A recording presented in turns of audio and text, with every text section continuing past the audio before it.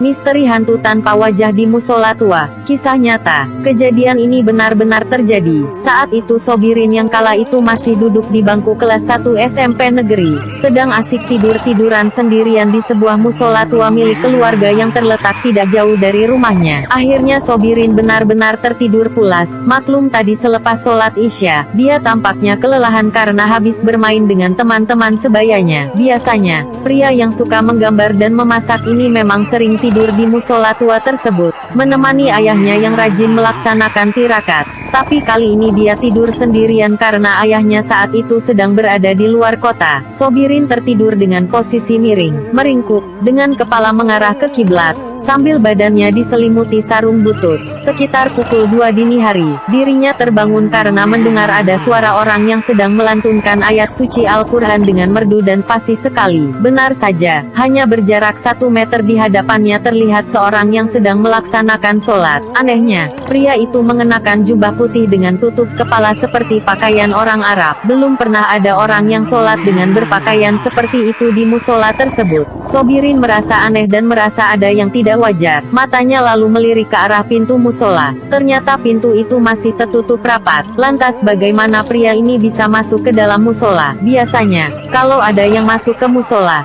pasti pintunya akan terbuka. Berbagai pertanyaan mulai merasuki pikiran Sobirin. Hatinya mulai merasa tidak enak, tapi dia masih berusaha berpikiran positif. Tanpa disadarinya, sholat pria yang di hadapannya itu sudah memasuki tahap akhir. Tak lama kemudian kepala pria misterius itu perlahan menghadap ke kanan sambil mengucapkan salam sebagai tanpa penutup sholat. Assalamualaikum warahmatullah. Sontak wajah pria berjubah putih itu terlihat oleh Sobirin. Subhanallah, ternyata wajahnya terlihat datar, tanpa ada mata, mulut maupun hidung. Mukanya hanya terlihat polos, putih bercahaya persis seperti lampu taman yang berbentuk bulat.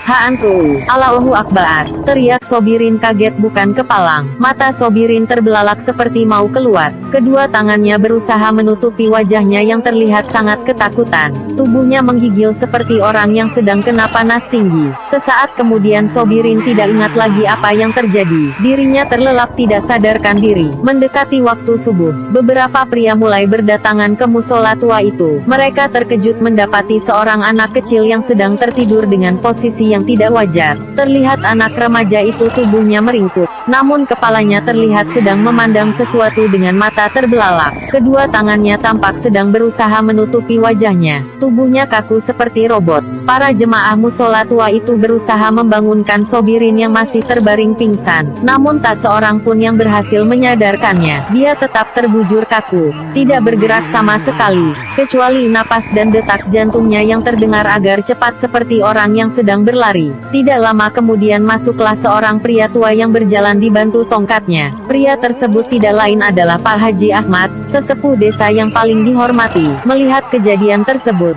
Pak Haji menyuruh salah seorang jemaah untuk mengambil nampan berisi air, disertai beberapa bunga mawar dan melati. Setelah itu dibacakannya beberapa doa yang diambil dari beberapa ayat suci Al-Quran. Air dari nampan tersebut lantas diusapkan ke muka Sobirin. Hanya dalam tempo beberapa detik, tubuh Sobirin menjadi lemas dan dirinya sadar kembali. Sobirin heran melihat banyak orang mengelilinginya. Setelah sadar apa yang terjadi, dia lalu menceritakan semua kejadian yang baru saja dialaminya. Sejak saat itu dia tidak berani lagi tidur sendirian di musola tua itu, kecuali jika bersama ayah atau teman-temannya. Misteri hantu tanpa wajah.